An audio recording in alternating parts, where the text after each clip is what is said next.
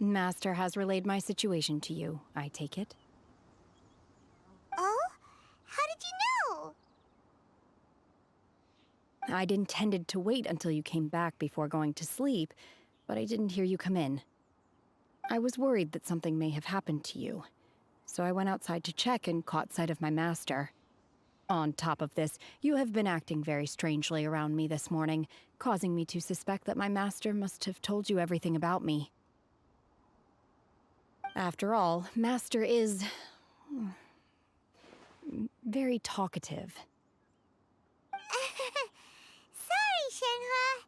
Paimon had you down as an adeptus this whole time, but it turns out Paimon was wrong. It's okay. I don't mind. The fault is mine for not explaining everything to you sooner, because in my experience, trying to explain is a futile pursuit. Still, though you mistook me for an adeptus, you never treated me as distant and unapproachable. Instead, you treated me as you would a friend. For this, I am very grateful indeed. To be fair, we've met our fair share of real adepti, too. Anyway, now it's settled. From now on, you're our friend. Whether you're an adeptus or a human isn't the important thing. First and foremost, we're just plain old friends. Got it. Although I don't know quite what it entails in terms of what I have to do, I must say I like the title friend very much indeed. Great! Well, now that we're all rested up, we should start searching for the other 2 items on the list. But before we do that, let's go to the building site and ask Ningguang's little helper how the progress is going.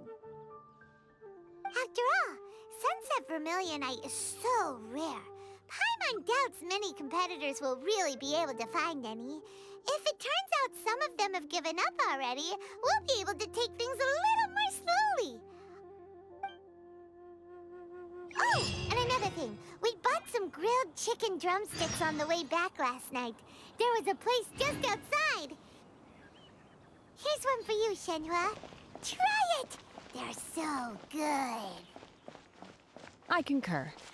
It has a rich flavor, far more agreeable than those I've cooked for myself in the wilderness in the past.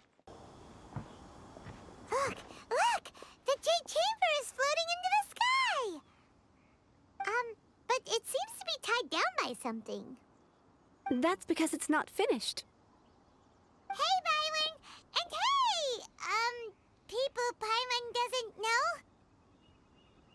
Given the enormous scale of the Jade Chamber, we split the construction work into 2 phases to make sure the structure remains balanced. Before we find some suitable plastrite, we build the Jade Chamber's keel at ground level. Once the plastrite is ready, we place it into the keel and let the partially constructed Jade Chamber rise up to the height of the surrounding mountain peaks. The remainder of the construction work is then carried out at that altitude. Once everything is ready, we release the iron tethers and allow the Jade Chamber to rise to its target altitude. Miss Bywin, we've brought some new materials to submit. One moment, I'll be right there. The construction work has only been able to progress this rapidly thanks to the plastrite provided by you. Lady Ningguang is most grateful and looks forward to seeing more of your work. Wow, can't believe you sourced the plastrite so quickly. It's the key piece of the puzzle. Looks like you beat us to the punch. Wait, I know you. You're the one who fought against the Vatuian Osile, right? Oh, sure enough, your reputation precedes you. Pleased to meet you. I'm Beidou, Captain of the Crux. Beidou? Are you here to join the Jade Chamber contest too? Sure am. I happened to get my hands on a chunk of Sunset Vermilionite on a voyage a while back, so I figured I'd bring it over. Huh. So even though it's rare, we're not the only ones who managed to get a hold of it. Oh, I've got some introductions to do. This is the renowned Miss Yun, or Yunjin, probably the most famous figure in the Liyue opera scene. Greetings. These 2 are Paimon and the Traveler. I'm sure you've heard of them before. And this is... sorry, I'm not sure we've met. Shenhe. I am their friend. Good to meet ya. Well, from today on, I guess all of us are friends. Miss Yoon is also here for the contest. Turns out she needed to borrow a boat, so we came together. It's an honor to finally meet you both. I've heard much about you. Miss Shenhe, though we are only meeting for the first time, I have a feeling that we will get along very well indeed. To be honest with you all, I am in great need of this opportunity to ask Lady Ningguang a question. That's why I joined the contest. Thanks to my father's connections, I was able to acquire a specimen of the plastrite required. Fortunately, it was approved for submission, despite being a little on the diminutive side. Wow. So it looks like the three of us are competitors now. Excuse me for prying, Miss Shenhe, but are you competing as well? No, I don't have any questions for Ningguang. I just wanted to help her win. In that case, I have a proposal to make.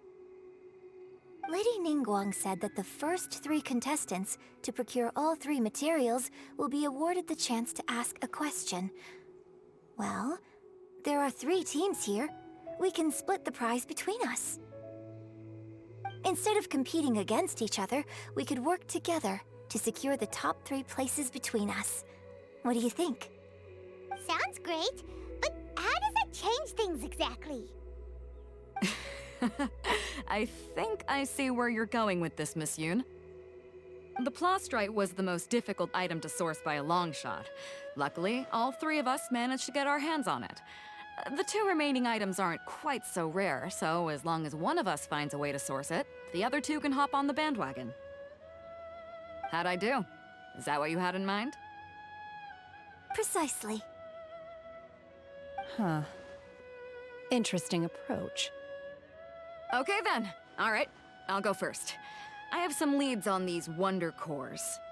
From what I've heard, the core itself is really not that difficult to make. The hard part is getting hold of the ore used as raw materials. I'm gonna head back to the ship and ask Suling if he's heard of them. You guys... We will head into town and seek advice from Master Zhang of Hanfeng's Ironmongers. Thoughts? Wonderful. We'll split into teams then, and whoever makes progress first brings all of us a step closer to victory. I'm gonna take off. See you later.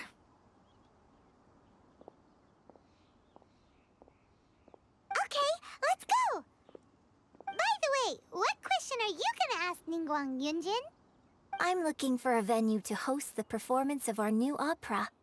Lady Ningguang has excellent judgment, so I would like to hear her opinion. Ooh, what's the opera called? Paimon wants to go see it. The opera is a labor of love by my father. He wrote it based on a popular urban legend about an evil spirit and an adeptus. It's called The Divine Damsel of Devastation. Ah, hello. Are you here for something off the shelf, or do you need something forged? Excuse me, Master Zhang. We were wondering if you'd heard of something called a Wonder Core. Of course I have. Sorry, who's asking? My name is Yunjin. Perhaps you don't know me, but I believe that you forged some weaponry for my father in the past, for stage use. Yunjin? Stage use? Oh, so you must be Miss Yoon. Sorry, my brain's finally caught up. It's not used to doing much beyond bashing a hammer all day. Everyone's heard of you, Miss Yoon. Even folks who don't make it to the opera all that often. Like myself. So, you're here to ask about wonder cores, huh? As it happens, I do know how to make them. Matter of fact, I made some for Lady Ningguang back when she was building the original Jade Chamber. The types of ore needed to make wonder cores are a little hard to come by. Lady Ningguang supplied them herself last time. I don't suppose you've brought any yourselves? No, we were gonna ask you what kinds of ore we need. Sure. Well, you'll need 2 kinds. Star Splinter Iron and Subrosium. If I remember correctly, Lady Ningguang sourced her Star Splinter iron from the Mount Tianheng area. They say it resonates with visions. It could take some work, but if you stick with it, you'll find some eventually. As for the Subrosium, though, that's trickier. It's all but unheard of on the market.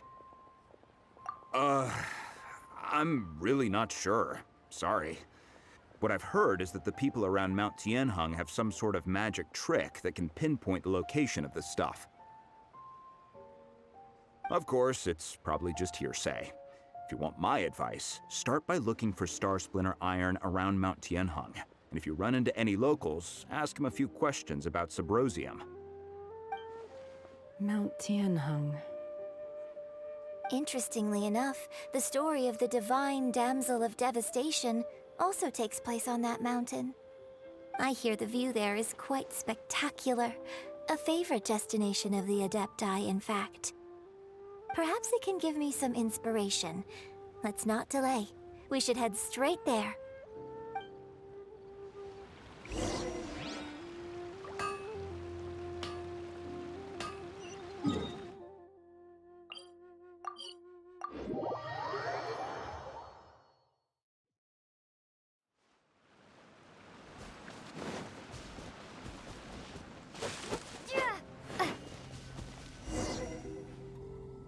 I came to Mount Tianheng once with my father as a child. I remember it being such a long climb that I could barely feel my legs by the time we reached the top. This is quite a trip down memory lane for me. Look at these majestic, towering peaks and the gently flowing streams. It's like setting foot in paradise. No wonder the legend of the divine damsel of devastation is said to have taken place here. Adepti wander oft where mortals seldom stride. Indeed, this looks like a place that one might expect to be frequented by Adepti. The Divine Damsel of Devastation is your upcoming opera, right? And the story takes place in Mount Tianheng. Huh. Seems like you have a real connection with this place. What's the story about, though? It's the story of a girl becoming a hero. Cool. A hero story? They're Paimon's favorite! The legend first arose in this area. It is said that there used to be a prosperous village on the mountain. In that village, there was a loving couple who were completely devoted to one another. One day, a terrifying monster appeared. The wife was out collecting herbs and was captured by the monster. Her husband was so distraught at the news that it broke his spirit and drove him to madness. The vile and vicious monster told the villagers, "If you want to live, you must sacrifice a child to me." What a nasty piece of work! Paimon sure hopes this monster gets put in its place! But the monster was so terrible and so strong that all within the village were terrified of it. They had no choice but to give in to the monster's demand. Just while they were discussing whose child would be given over to the monster, a little girl suddenly stood up and came forward. No! Don't do it, little girl! Unbeknownst to anybody else, she was concealing an exorcist's blade. She approached the monster's lair, feigning fear and trepidation. When she finally arrived, she courageously drew her sword and entered into a fierce struggle with the monster, from which she eventually emerged as the victor. Her extraordinary abilities drew the attention of the Adepti, and they took her as one of their own. Her story became the stuff of legends. But alas, the paths of mortals and Adepti seldom cross, and she would never again re-enter the mortal world. And so, destined to grace the mortal realm for but a brief moment, she vanished like a wisp of smoke into thin air. I really like this story. But I personally think that perhaps the little girl was not as brave as the opera makes her out to be. I'm not sure she deserves all the praise she is given.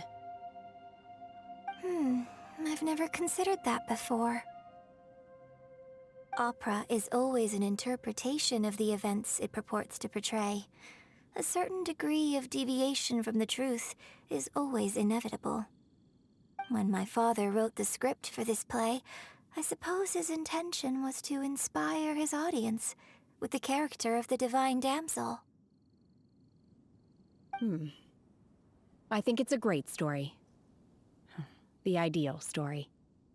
Well, it sure inspired Paimon! Let's go get ourselves some Star Splinter Iron! Yeah!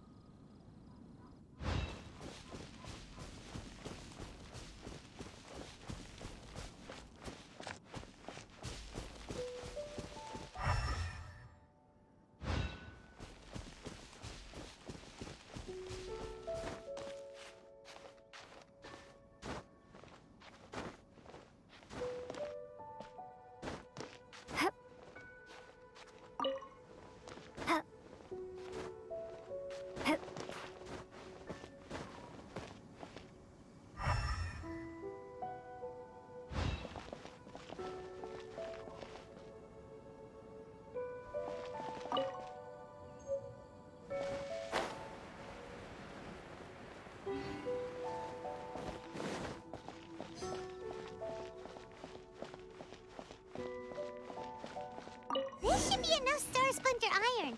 Now we just need to find that Subrosium. I think I saw a village on our way here. Master Zhang said we should ask the locals for help. Why don't we try there?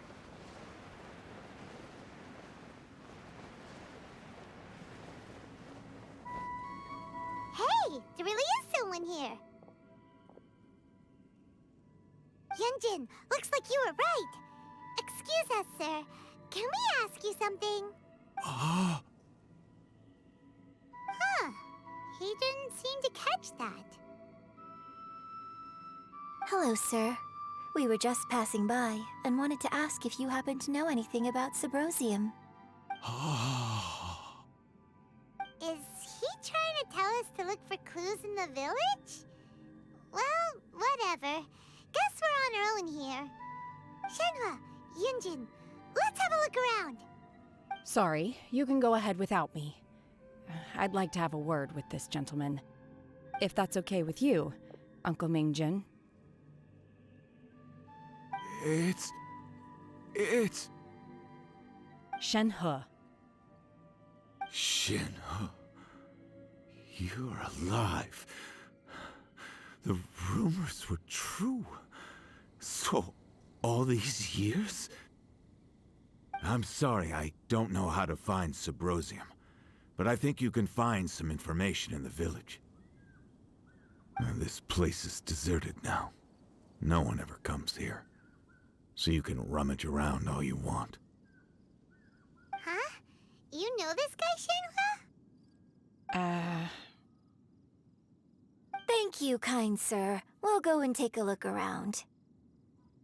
Don't worry. Mingjin has no ill intention towards Miss Shenhe. She'll be quite safe. Okay, then let's see what we can find in this village.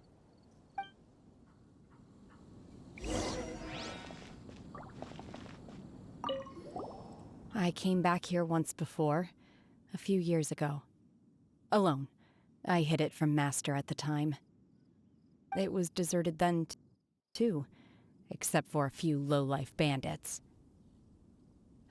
Everyone and everything I remembered was long gone. But as people were passing by, they stopped to admire me. They praised me, telling me I gave off the aura of an Adeptus. I tried explaining to them that I wasn't an Adeptus, just an ordinary person who came from this village. But no one believed me. When I saw how run down all these houses were, I felt at a loss. It was like I took a look at the world, and on the surface, it looked like a vast realm with so many places I could go. Then I looked a little closer, and there was nowhere for me to go at all. Suddenly, so much time has gone by. Everything has changed. Last time I visited, I felt so upset. But today, I don't know why, but it feels different. It is easy for your mind to run wild when you are alone. But this time, you are with your friends, aren't you? Yes, my friends.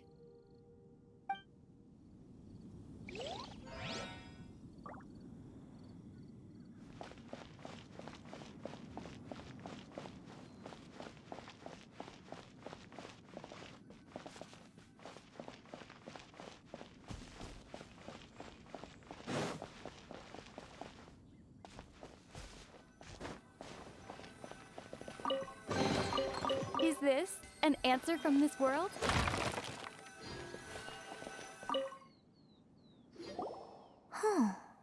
What's this?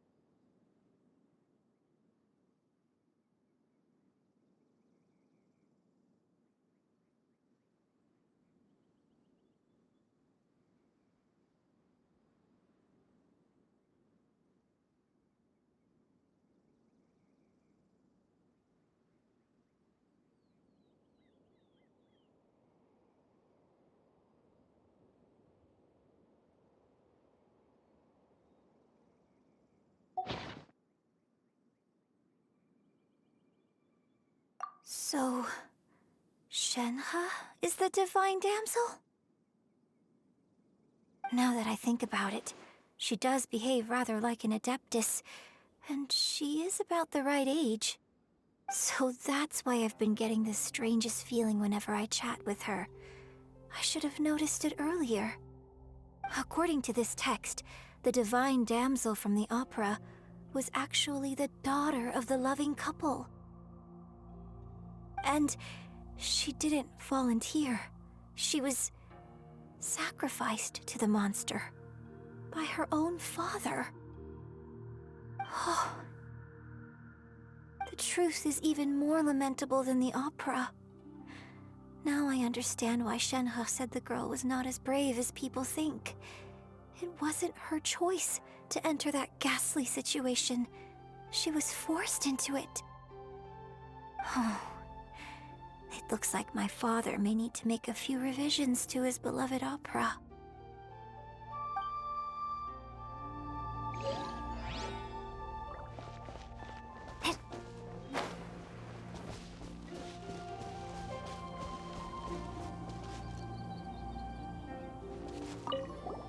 I came back here once before. It was deserted then, too. I tried explaining to them when I saw how run down all. Suddenly, Last time I visited. it is easy. Yes,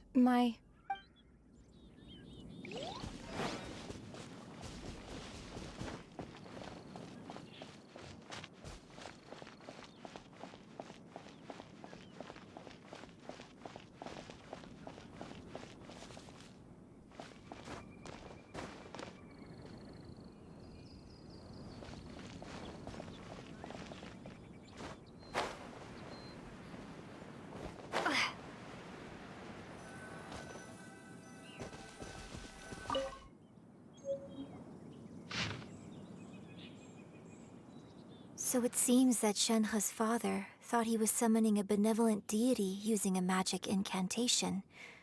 But in fact, he summoned an evil god's remains, which took the form of a monster.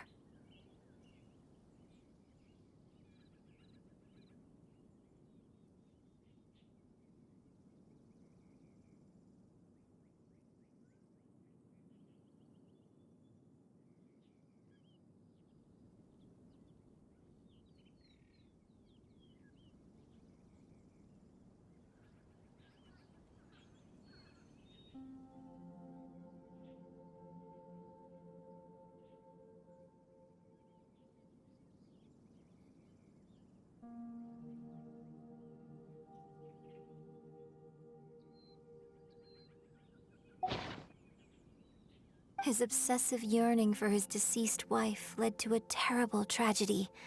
The villagers moved away in fear, without ever learning the truth. And now, this place is deserted. Still, I do wonder what the connection is between Shenhe and Mingjun. We've looked everywhere, but still no mention of Sabrosium. Let's have a look over there.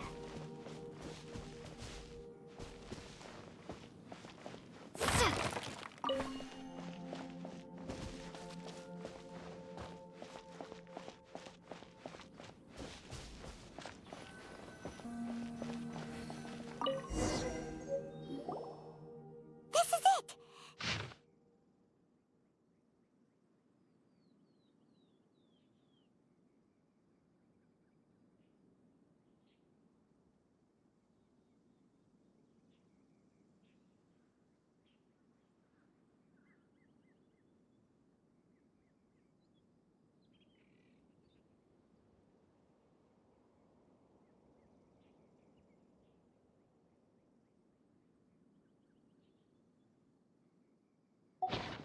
So basically, we need to go to the middle of the lake south of Mount Tianheng at dusk, and we'll find us some Sabrosium!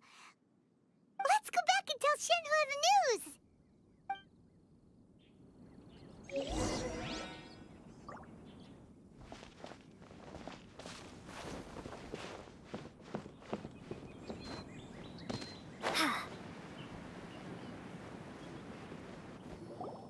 One year when I was back visiting, I heard a story about a white-haired adeptus from a merchant passing by.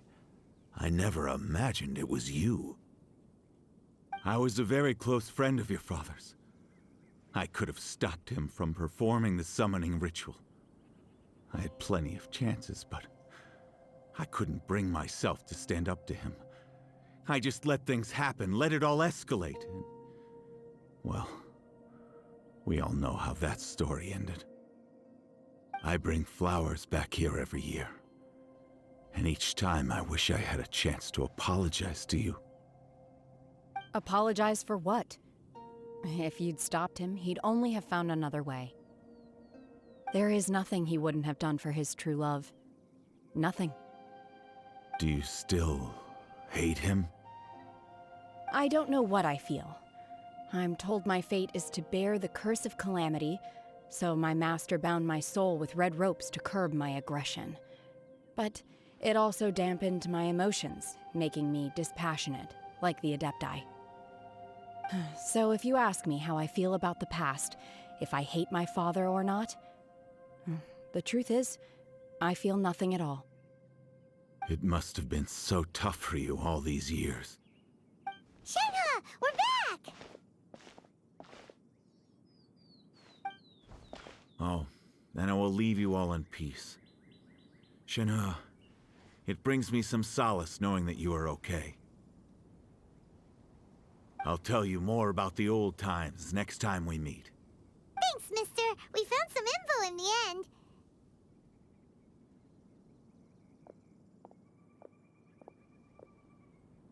Shenhe, look! This tells us how to find Sabrosium. All we gotta do is go to the middle of that lake! Let's go then. Miss Shenhe, there's something I'd like to talk to you about. Just now, in the village, we found your father's diary.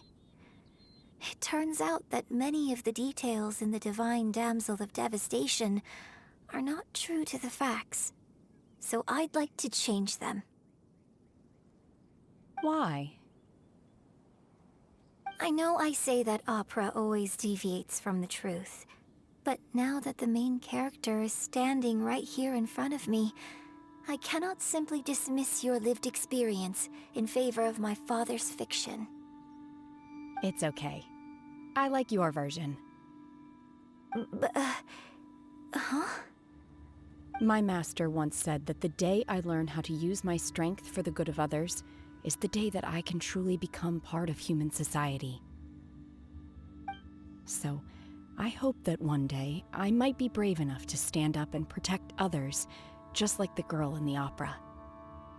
But I've never thought this way before, and I wonder whether I will continue to think in this way. Don't worry. I believe you will. In fact, I think maybe you've already started to become the person you aspire to be. You just haven't had the opportunity to see it for yourself yet. Shenhe! Yunjin! Cut the chit-chat! Let's go! We can't let someone else beat us to it!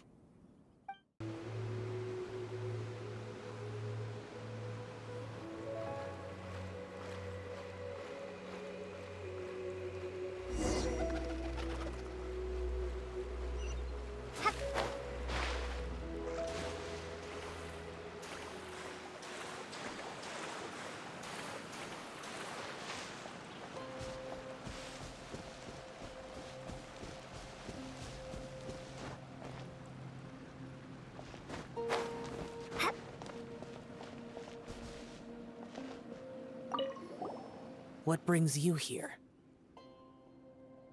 Have they found a solution to the danger in the sea? Ningguang didn't tell you. Something has happened in Guyan Stone Forest. According to the contract, as an Adeptus, I should not get involved for now. But these things can be unpredictable. I have a contingency plan of my own. Only a single mountain lies between here and Liyue Harbor. If things get out of control, I will defend this place myself.